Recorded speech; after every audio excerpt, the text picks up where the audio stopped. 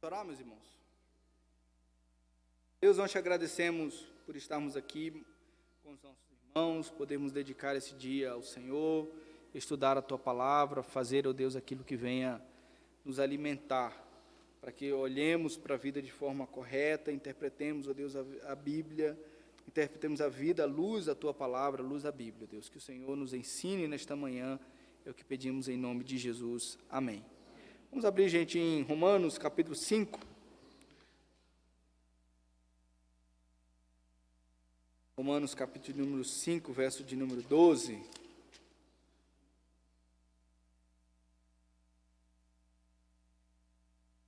Romanos 5, verso 12. Diz assim: portanto, assim como por um só homem entrou o pecado no mundo, e pelo pecado a morte, assim também a morte passou a todos os homens, porque todos pecaram. Porque até o regime da lei havia pecado no mundo, mas o pecado não é levado em conta quando não há lei. Entretanto, reinou a morte desde Adão até Moisés, mesmo sobre aqueles que não pecaram, à semelhança da transgressão de Adão, o qual prefigurava aquele que havia de vir. Todavia, não é assim o dom gratuito como a ofensa, porque se pela ofensa de um só morreram muitos, muito mais a graça de Deus e o dom pela graça de um só homem, Jesus Cristo, foram abundantes sobre muitos. O dom, entretanto, não é como no caso em que somente um pecou, porque o julgamento derivou de uma só ofensa para a condenação. Mas a graça transcorre de muitas ofensas para a justificação. Se pela ofensa de um e por meio de um só reinou a morte, muito mais os que recebem a abundância da graça e o dom da justiça reinarão em vida por meio de um só, a saber, Jesus Cristo. Pois assim como por uma só ofensa veio o juízo sobre todos os homens para a condenação, assim também por um só ato de justiça veio a graça sobre todos os homens para a justificação que dá vida. Porque, como pela desobediência de um só homem, muitos se tornaram pecadores, assim também por meio da obediência de um só homem, muitos se tornarão justos. Sobreveio a lei para que avultasse a ofensa, mas onde abundou o pecado, superabundou a graça, a fim de que, como o pecado reinou pela morte, assim também reinasse graça pela justiça para a vida eterna, mediante Jesus Cristo, nosso Senhor. Irmãos, hoje, nós temos em vários lugares o pensamento, e o entendimento que o homem, ele é bom, e talvez você mesmo vá ouvir isso várias e várias vezes, repetidas vezes, até mesmo dentro da própria igreja, olhando e dizendo: o homem é bom, como que o homem, sendo de fato aquele que pode se justificar a si mesmo, pode salvar-se a si mesmo. Isso daí tem consequências práticas para a vida da gente. Se eu entendo, então, que de fato o homem, por si só, pode se justificar, por si só, o homem é bom, por si só, ele busca a Deus, eu vou, então, entender, de fato, que aquilo que as Escrituras dizem a respeito do homem não é verdadeiro, e eu posso, então, trilhar o caminho que eu quiser, no final de todas as coisas, eu posso, então, de fato, obter aquilo que eu tanto almejo, que é a salvação da minha alma. Então, você vai ver, por exemplo, tanto nas Escrituras, como naquilo que a gente vai observar na história humana, que, de fato, o homem não é bom totalmente. O homem não é bom em todos os sentidos da palavra. Há uma desconfiança, então, das Escrituras em olhar para o ser humano e olhar para aquilo que ele é, de fato. Quando, então, houve a queda, quando houve, então, um pecado, esse pecado atinge o ser humano em todas as áreas da sua vida. Isso não significa que o ser humano não seja capaz de fazer coisas boas. Eu sempre falo para os irmãos lá na classe de catecúmenos, quando a gente está estudando a respeito de total depravação, que é o primeiro ponto dos 5 pontos do calvinismo, que você vai ver, por exemplo, um dia um ateu pegando na mão de uma velhinha ou ajudando uma velhinha a atravessar a rua, né? Isso não é um ato de bondade? Sim, é um ato de bondade. Ah, não, é ateu, e ele não chegou na esquina e viu a velhinha querendo atravessar a rua, porque tinha muito carro, chegou lá, deu um chute nas costas da velhinha, a velhinha caiu com a cara no asfalto, foi atropelado, está vendo? É ateu, não tem nada de bom nesse ateu. A gente não vê isso, né? O ser humano, ele tem a capacidade de fazer coisas que sejam boas. Ele tem a capacidade, independentemente de fazer aquilo que é qualitativamente bom, independentemente até mesmo da sua crença religiosa. O grande problema é que quando as Escrituras falam a respeito dos sentimentos do ser humano, ele diz que ele atingiu a raiz do ser humano, atingiu a fonte, ou seja, tudo aquilo que o ser humano faz, mesmo sendo bom, porque o pecado atingiu a fonte do ser humano, a raiz do ser humano, ele mancha até mesmo as boas atitudes do ser humano. Então, até mesmo as melhores obras que nós fazemos, elas estão manchadas pelo pecado. Então, até mesmo os atos de justiça nosso, eles estão manchados pelo pecado. Então, ao ser desconsiderado essa raiz, né, pecaminosa do ser humano, nós vemos então o pensamento de muitas pessoas que, ao analisar o ser humano, ele enxerga o ser humano como sendo intrinsecamente bom, e nos seus sentimentos e naquilo que ele então é capaz então de fazer com que as coisas sejam boas, porque a sua raiz ela é boa. Perceba que é o inverso daquilo que nós entendemos biblicamente. Não, ele pode, a essência do ser humano é bom. A essência do ser humano, então, de fato, é boa, e então ele pode fazer e realizar grandes coisas. Especialmente, então, no romantismo, nós vamos, então, encontrar aqueles que olham para a natureza e para o ser humano como sendo essencialmente bons. E então você tem, por exemplo, a ideia, né, de um planeta Terra, a natureza, como um organismo vivo que se relaciona, que está então aqui com os seres humanos relacionados com essa natureza, e então nessa harmonia dessa natureza produz coisas boas e produz então aquilo que é realmente bom. Então você vai olhar às vezes para aquilo que muitas vezes é visto como natural, como sendo bom.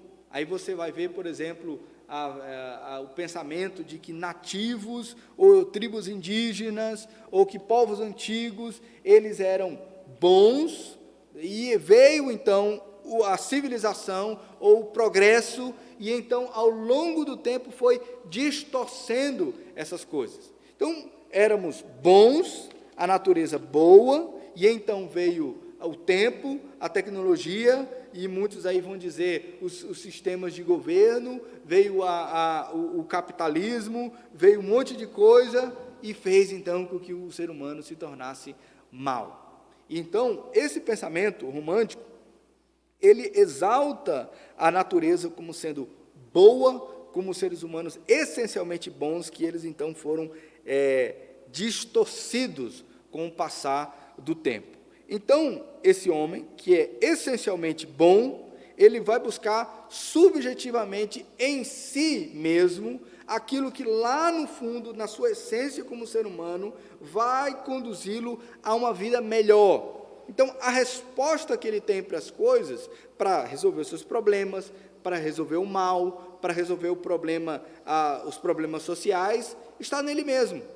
Não, a natureza é boa, eu preciso resgatar a minha bondade natural, eu preciso então fazer com que essas coisas venham à tona, para fazer então com que de fato a resposta seja encontrada. Então, a moralidade, ela acabou tornando-se então algo subjetivo e interno. Então, aonde está o certo e o errado? Está dentro de você. Você precisa resgatar isso. Você precisa então entender aquilo que faz bem para você, lá no seu coração, para você, pessoalmente, e então, ao resgatar essas coisas, você vai, então, encontrar o caminho certo. Perceba aqui que essa tendência é uma tendência que não é apenas nos conceitos filosóficos, mas é uma tendência altamente prática.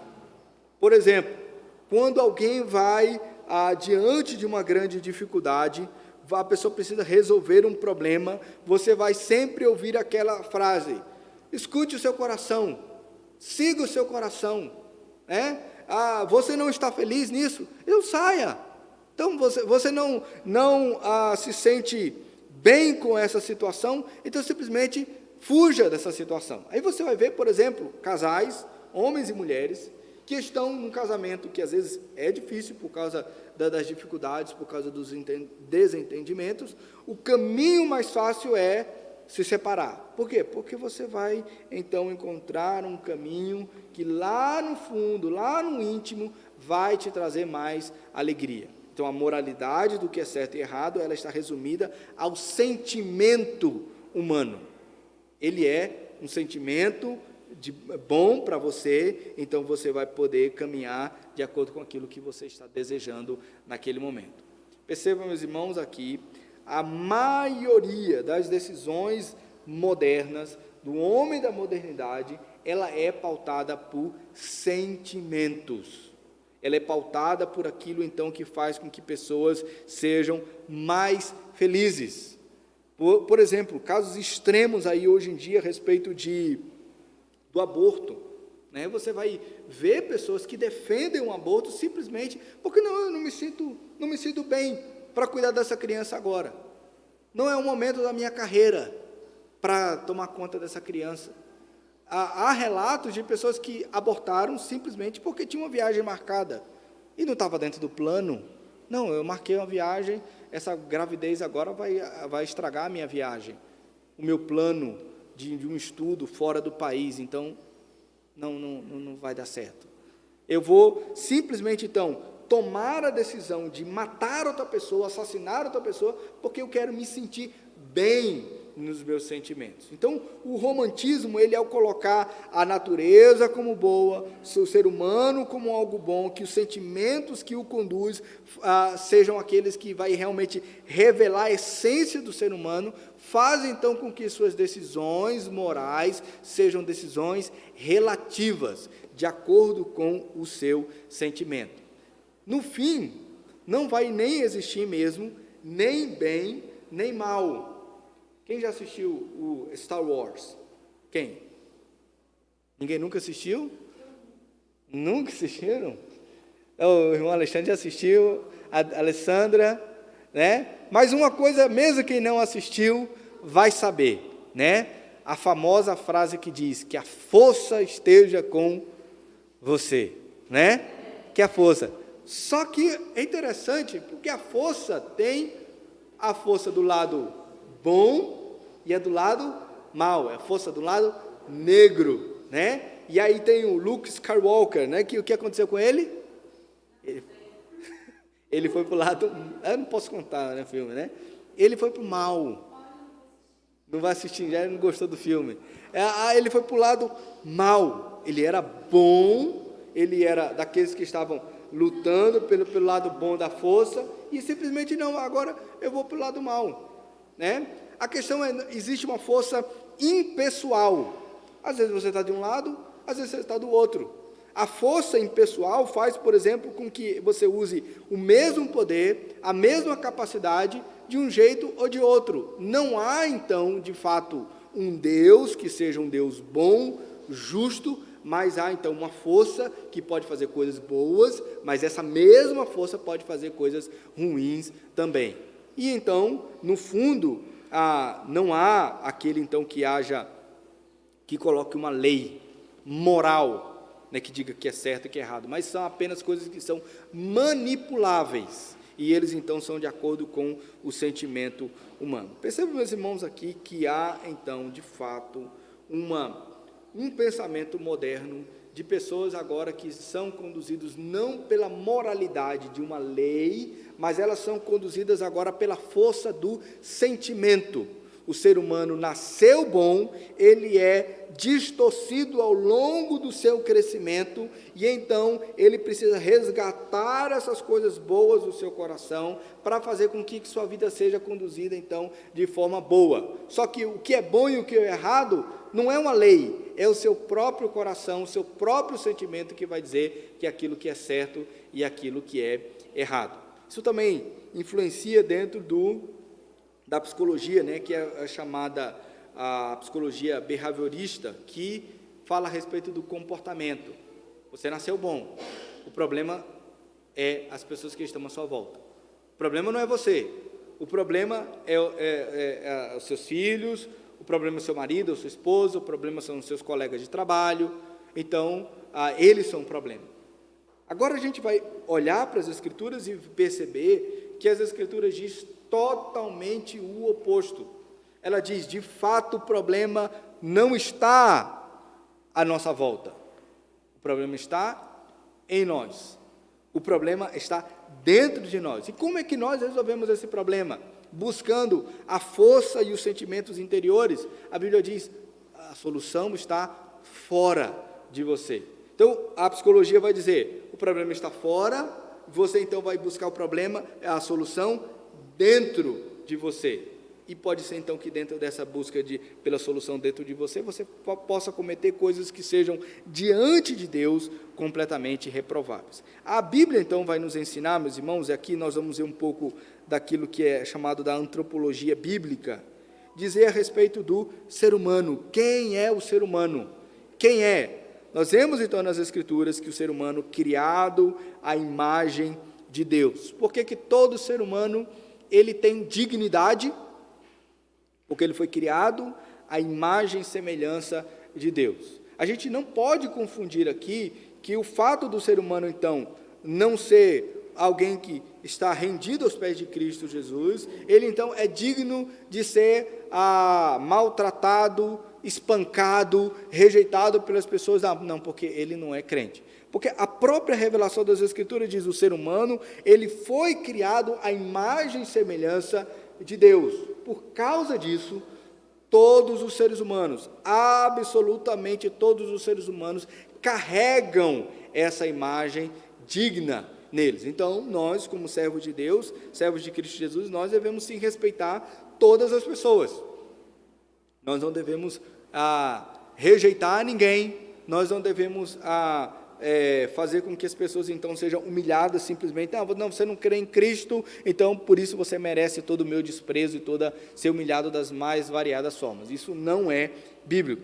Mas aqui as Escrituras nos dizem também que nós, por causa do pecado, nós então nos distanciamos de Deus.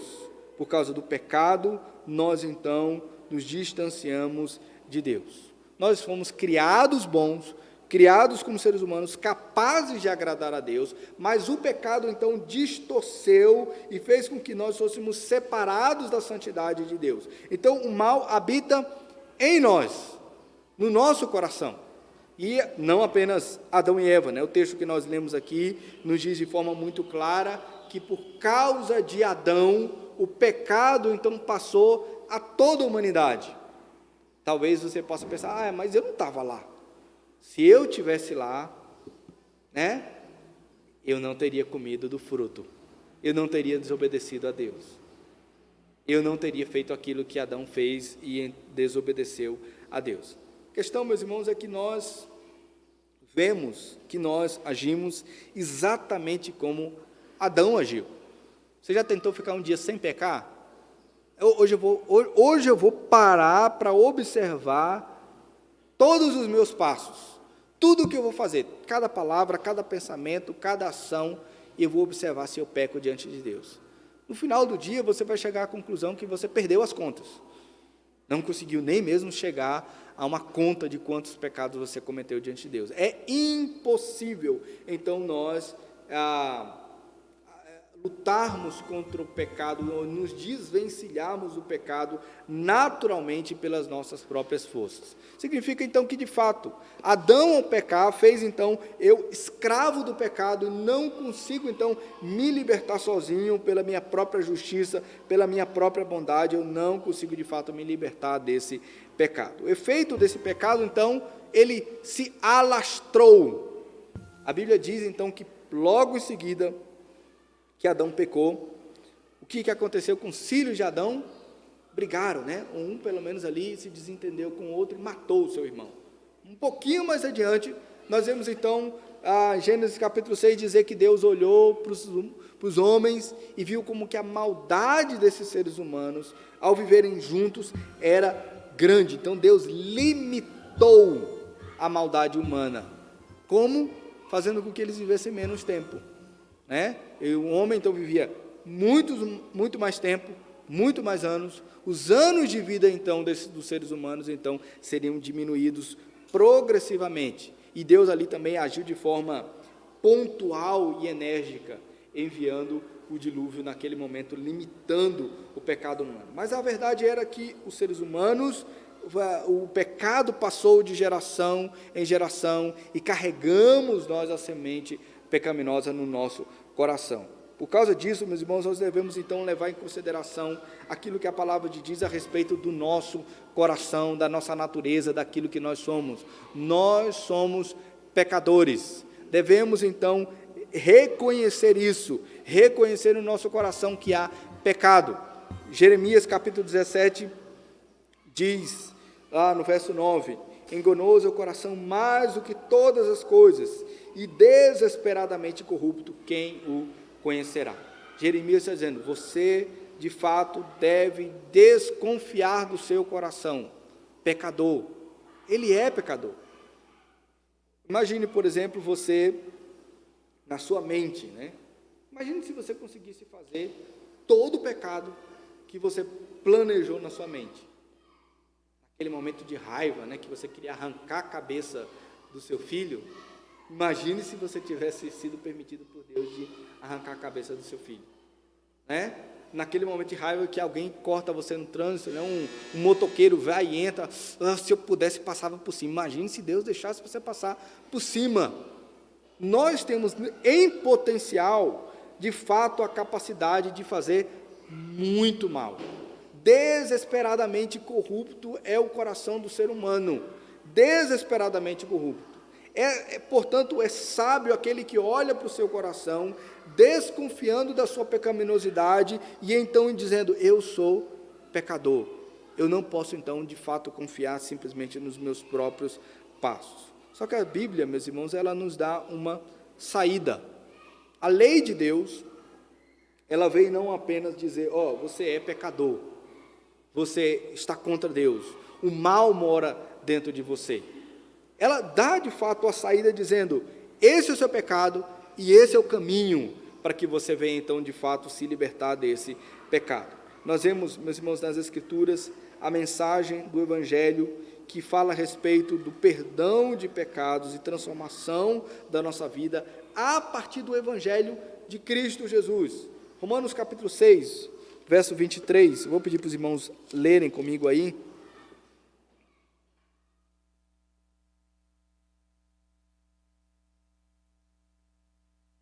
O que é que diz? Romanos capítulo 6, verso 23, todo mundo já sabe, né? Vamos ler juntos? Porque o salário do pecado é a morte, mas o dom gratuito de Deus é a vida eterna em Cristo Jesus, nosso Senhor.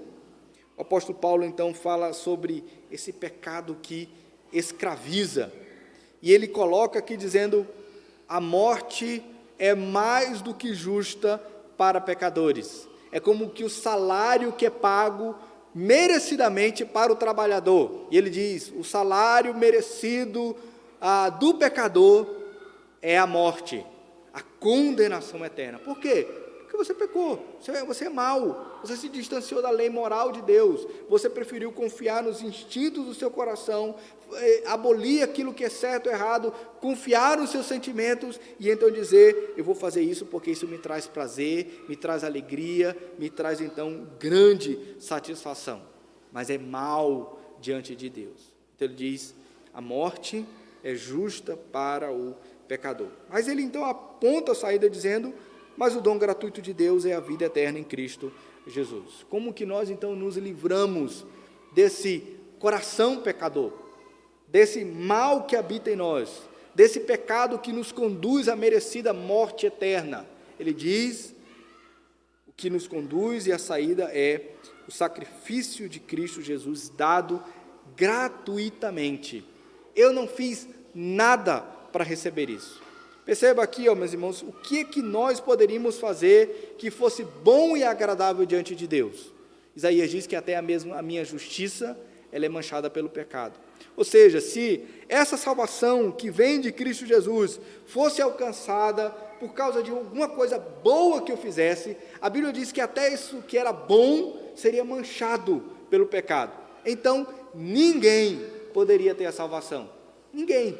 Você poderia se esforçar, poderia ser um bom pai, uma boa mãe, poderia se esforçar para ser uma boa pessoa, um bom cidadão, poderia ser um bom religioso, poderia se esforçar de várias formas. Só que ao apresentar isso diante de Deus, Deus então ao conferir essas coisas, via, mas está manchado pelo pecado, não tem como aceitar, não tem como receber. Isso não é suficiente para livrar você do seu próprio pecado, mas a Bíblia diz isso foi gratuito em Cristo Jesus, por causa de Cristo Jesus fez. Aqui a gente tem a salvação que é dada em Jesus, como sendo aquilo que é tudo o que nós necessitamos, tudo aquilo que eu preciso. Ou seja, no meu coração perdido, nas minhas más decisões, nas minhas más escolhas, Cristo Jesus é suficiente para então me encaminhar de forma que eu venha agradar a Deus. Eu olho então para Cristo e digo, Cristo é suficiente.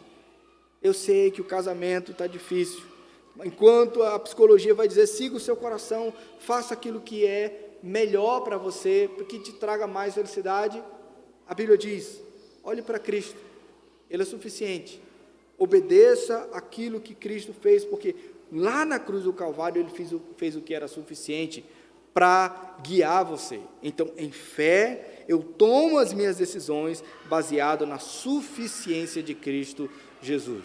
Eu tomo, então, diante das tentações que vêm, diante das encruzilhadas da vida, das bifurcações da vida, eu olho para Cristo, sigo o caminho de Cristo, porque eu creio que Cristo é suficiente, mesmo quando as decisões que eu tenho que tomar em relação a alguma coisa que me é desagradável, mesmo quando aquilo é difícil de encarar, mesmo quando aquilo não me traz, então, naquele momento, felicidade, mesmo quando não me traz aprovação das pessoas, mesmo quando naquele momento em que eu devo tomar aquela decisão, eu venha ter algum tipo de prejuízo, mas eu olho e digo, é Cristo, Ele é suficiente, eu confio nele, eu confio na obra de salvação, eu não confio no meu próprio coração, eu não confio nos meus próprios sentimentos, eu não confio apenas naquilo que eu estou vendo, eu confio em Cristo Jesus, Ele é suficiente para me sustentar, Ele é suficiente. Meus irmãos, essa mensagem protege os nossos corações, porque muitas vezes, quando nós nos frustramos por causa das nossas decisões, por causa dos nossos sentimentos errados, por causa das coisas que nós não queremos, então, encarar de frente, nós, então, nos frustramos, magoamos outras pessoas, não conseguimos pensar no futuro, não conseguimos, então, planejar as coisas como devem planejar, porque os nossos sentimentos nos traem e nos deixam na mão, porque às vezes nós estamos bem, pensamos que vamos fazer de acordo com os nossos sentimentos, não vai dar tudo certo, e ali então as coisas vão caminhar, porque agora sim eu me sinto feliz, agora sim eu me sinto capacitado, e eu vou e faço aquilo que o meu coração está dizendo. Mas no final, esse coração seguindo o seu próprio caminho, não me satisfaz. No final, me sobra um vazio. No final, me sobra, então, a consequência do pecado. Mas quando eu olho, então, para essa suficiência de Cristo, eu vejo a proteção de Deus sobre o meu coração, sobre os meus sentimentos, dizendo: Senhor, obrigado porque o Senhor me guardou em me dirigindo a um caminho reto, seguro, mesmo quando eu não estava desejando, ou não via lucro, não via alegria, não via felicidade, eu segui o caminho do Senhor, e o Senhor me guardou, o Senhor protegeu o meu coração. Por isso, meus irmãos, nós devemos desconfiar de quando essa filosofia, né, que se apresenta de forma tão sutil, dizendo: faça aquilo que o seu coração está mandando. Rejeite isso e coloque a verdade do Senhor no lugar, dizendo: eu farei aquilo que o meu Senhor Salvador, que pagou o preço pelo meu pecado, aquilo que me resgatou, diz. Eu farei a vontade de Cristo Jesus. E tenha certeza, meus irmãos, que a graça do Senhor será suficiente para sustentar você. A graça de Deus será suficiente para cuidar do seu coração, das suas incertezas, das suas dificuldades, cuidar de você no momento, então, em que você estiver em dúvida, mas fazendo aquilo que é a vontade do Senhor, você pode repousar tranquilo, descansar que Deus está cuidando de você. Vamos orar, meus irmãos? Ó Deus, nós somos tão limitados no nosso pensamento, nos nossos julgamentos. A nossa visão, muitas vezes, é como uma visão de uma criancinha que ainda não conhece todas as coisas, que não entende todas as coisas. Mas nós olhamos para o Senhor, Deus, nosso Pai, que vê além, que sonda os nossos corações, que nos conhece, que conhece as circunstâncias da nossa vida, que sabe todas as coisas. Por isso, Deus, renunciamos confiar em nós mesmos e depositarmos, ó Deus, a nossa confiança no Senhor. Não confiar no nosso coração traiçoeiro, enganoso, mas confiar, ó Deus, na verdade do Senhor e na verdade da Tua palavra. Liberta-nos, ó Deus, das coisas que muitas vezes têm nos cegado e não tem permitido, Deus, que vejamos a verdade do Senhor. Ajuda-nos, ó Deus, a nos desfazer dos ídolos do nosso coração, que muitas vezes trazem um conforto que não vem do Senhor e nos prende ao pecado. Tem misericórdia de nós, ó Deus. Ajuda-nos a confiarmos em Cristo Jesus, confiarmos, ó Deus, naquilo que o Senhor nos ensina na Tua palavra, e assim, ó Deus, em Cristo Jesus, sermos guardados. Senhor Pai, que nós oramos, pedindo no nome de Jesus. Amém. Amém. Deus abençoe, meus irmãos, até a noite, se Deus assim nos permitir.